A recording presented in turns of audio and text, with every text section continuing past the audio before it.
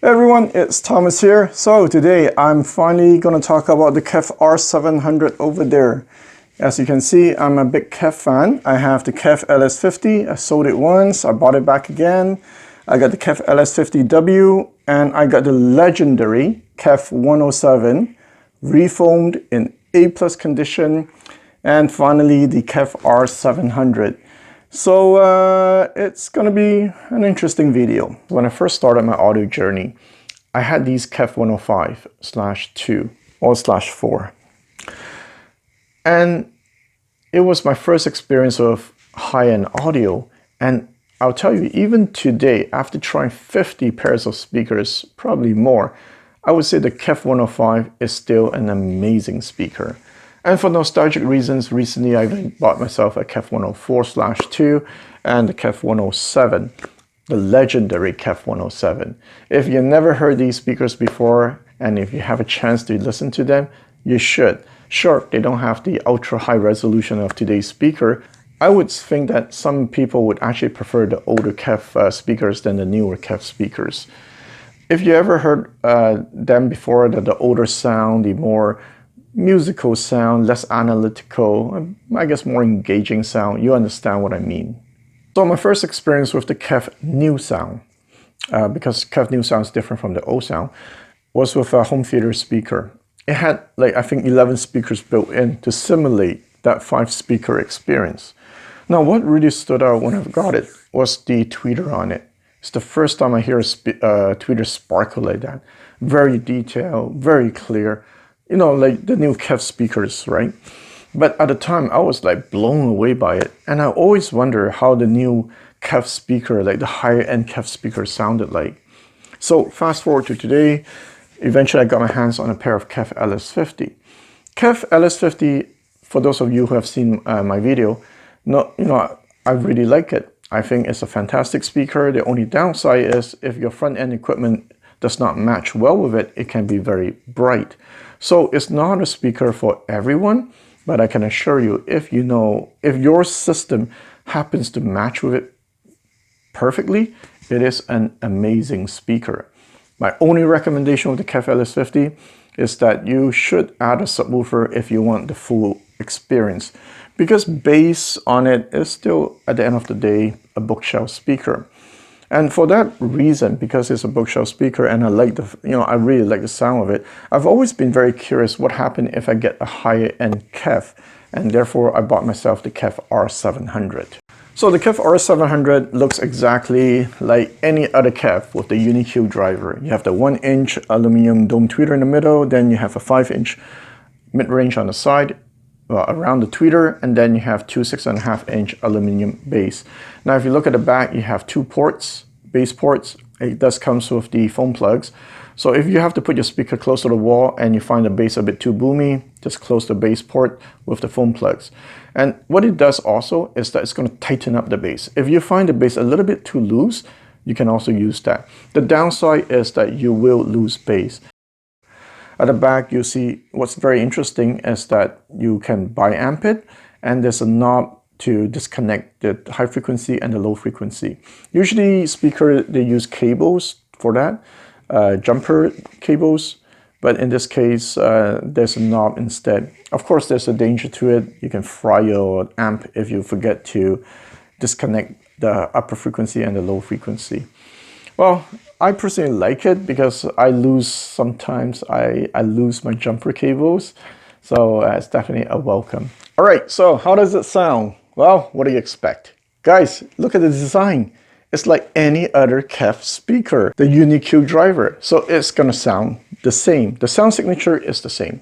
So the way I categorize this speaker is that it's analytical. It uses a hard dome tweeter, and just like a lot of those hard dome tweeter out there, it's airy, it's fast, it's detailed, it has a long decay, meaning that if you hit, the way I define it is that if there's a triangle, when you hit on it, it's going to go ding until, the decay doesn't drop down fast, so it's very pleasant to the ear.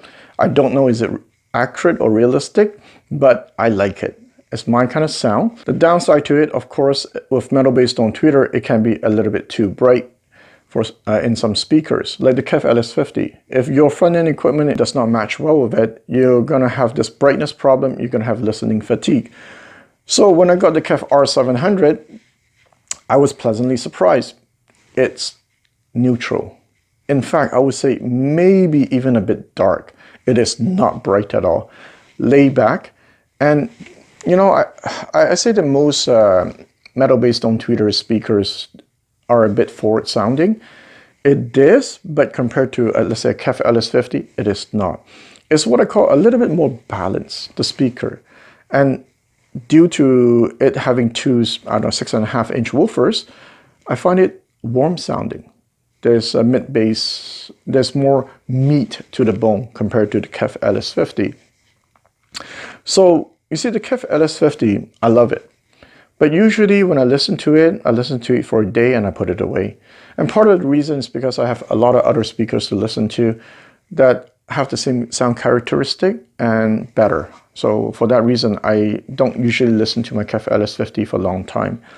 However, with the KEF R700, I have no problem putting it there for a week because I like the fact that it is more balanced and it is neutral. Also, I don't know, is it because of the Unique driver? It is airy and the soundstage is pretty wide for its size. Well, that's also true for the KEF LS50 too. So in short, I would say the R700 is voiced differently. It's more of a mature sound, let's say, compared to the LS50. So things are not overly exaggerated relative to a KEF LS50. And for that reason, I can go for long listening sessions with the KEF R700. I think one of the downside to it is actually its bass. It goes down to 42 Hertz, right? But okay, forget it. That's on paper, 42 Hertz.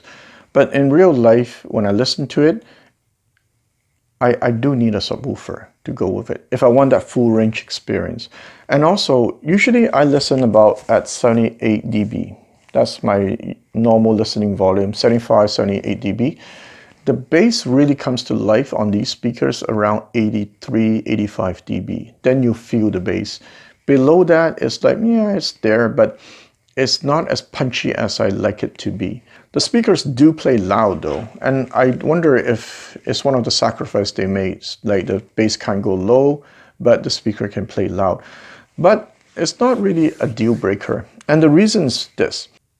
For me, a speaker is hard to get slam and punch fixed, and it's easy to fix if the bass doesn't go deep. You see, if the bass doesn't go deep, you just need to add a subwoofer. But when a speaker has no punch, you're not going to fix it with a subwoofer. So that's why sometimes I get this question, you know, why can't I just buy an LS50, add a subwoofer for that full range experience? You're not going to get the same punch, slam, as a R700 plus a subwoofer. So for me, that's one of the major difference. All right, guys, so I'm going to apologize to some of you right now, to those of you who don't believe in cables, because I'm going to start talking a bit about them with these speakers. So what I'll do, I'm going to link the time here, so you can just skip and jump to that timestamp. Because one of the things I noticed with these speakers is that the change in the front end equipment it really affects the sound of these speakers. You can really hear it easily. I don't know, it's because it's very transparent or whatnot, but that's something I noticed. As I mentioned, these speakers are neutral to dark. So if you have that problem, by using silver cables, you can actually solve it. If you want more liveliness or if you want more detail and brightness with it. You see, recently, somebody actually got to hear these speakers, and he told me that he cannot hear a difference in speaker cable. He tried it at his home with his ELAC, his Cambridge. He got some nice Nordas cables. I forget what the other brand is.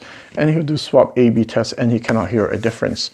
And I told him, yeah, it's normal. I mean, don't expect to hear a difference in cables all the time. I was saying you might be able to 30% of the time if you're lucky. But I told him, you know what? Let me show you with these speakers what they can do. Well, he was a subscriber of mine, it's at my place, and let me demonstrate to him the difference. You see, I can't prove it scientifically, but I can prove it with actual experience. So I swapped just two cables, two interconnects, I didn't tell him what they were. I didn't tell him anything about the interconnects. After that, he was shocked. He can describe to me, interconnect 1 does this, good for this. Interconnect 2 does this, good for this, without me telling him anything. Like, I know those 2 cables very well, so I purposely chose those 2 because there's a big contrast. And for him, it was a shock. He mentioned it a few times later on that night. He's like, whoa, shoot, I didn't know that it could make that much of a difference. My point is that, you know, with these speaker, the good part is that it's easy to play around with, easy to fine tune. Now you might say, oh, well, Thomas, you're telling me nothing new. I mean, you know, for those of you who believe in cables, you know, I play with cables all the time. You see, not all speakers react to different cables equally. Some are very sensitive and some are not.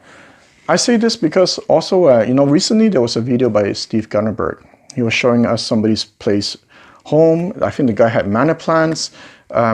And he said that, you know, don't spend money on speaker cable. It makes no difference. And then he say, you know, his digital cable made a difference. So obviously he's somebody who believes in cable. And yet he say that speaker cable, don't bother, don't waste money on it. What caught my attention though is that it has an external crossover. And that reminded me of my other friend who has an external crossover on his speaker before. And that speaker, we brought cables that are $100 to $3,000. It made no difference. Sounded the same. And he also had an external crossover. And that friend was the one of the friends who got me into cables, so he can really listen to it. And you say, with that speaker, it doesn't matter what speaker cable I put on it, makes no difference. So that's why not all speakers, lucky because I have a lot of experience with a lot of speakers, react the same to speaker cables. So I thought that was very interesting, and it's a good thing because it means that the R700 is easy to tweak. So in short, front-end equipment is very crucial with these speakers. If you find the vocals a bit too gritty, it could be your equipment. I try with different equipments, so yeah, very interesting. So to wrap it up, these speakers got me thinking about something else that's interesting. Do we always get better speakers when we pay more? You see, my way of thinking is this. You cannot compare speakers that are not in the same category. You cannot compare an analytical speaker to a musical speaker to a horn speaker. You can get a horn speaker that costs $100,000, but if you don't like that horn sound, I don't care. I don't care how big your room is, how small your room is. If you don't like that sound, you don't like that sound. You would choose, let's say, a speaker that's $1,000 over $100,000 if you prefer, like, you know, this kind of sound. So for me, when you compare speaker, it has to be in the same category. Now, in this case, we do have the same category, LS50 and the R700. However, this is one time where I go like, I'm not sure everybody who upgrades from an LS50 to an R700 will be happy. Part of the reason is because when I look at the comments from the ELAC DB 6.2 video, is that some people find that speaker dull. It's like there's a veil in front of it. It's not bright enough, not detailed enough. And yet, other people will find that fantastic, right? So it comes down to a question of taste. You see, the LS50 is more lively compared to the R700, more bright, more detailed, more forward sounding. And some people like that. So for those people to move to R700, it might be a bit shocking to them. So in this case, I would argue that not everybody who goes out to get an R700 from an LS50 will be happy with it. I myself prefer the R700. I find it has a more mature sound, more balanced sound, a sound that I can listen to longer sessions, and it has a warmer sound too because of the low end. And with a subwoofer, it really completes the whole listening experience. Problem with LS50, if you want to marry it with a subwoofer, you got to be really good at it. Because bookshelf speaker has a harder time to mix with a subwoofer than a floor standing speaker in my experience. So that's why the R700 got me thinking. Sometimes the more expensive speaker is not necessarily the better speaker. It's really a question of taste. So For those of you who are thinking about getting the R series from the LS series, well, the LS50, just make sure you listen to them before you go and buy it. If you're never heard the LS50, like if you're not sure if that's your kind of sound, then the R700 is an easy speaker to recommend. Whenever a speaker is neutral sounding, it's easier to recommend. Only thing, make sure you get yourself a nice sub to pair with it for that full range experience. So in this case, I think it's worth it to do a sound demo. I'm gonna choose the brighter setup because I think the KEF R700 sounds better with it. In this case, the LS50 might be a little bit too bright. I'll see, maybe not, because right now I have this Moon W513, really smooth amp, and so anything I put to it, it sounds smooth. Alright guys, so thanks for watching and I'll see you next time. Take care.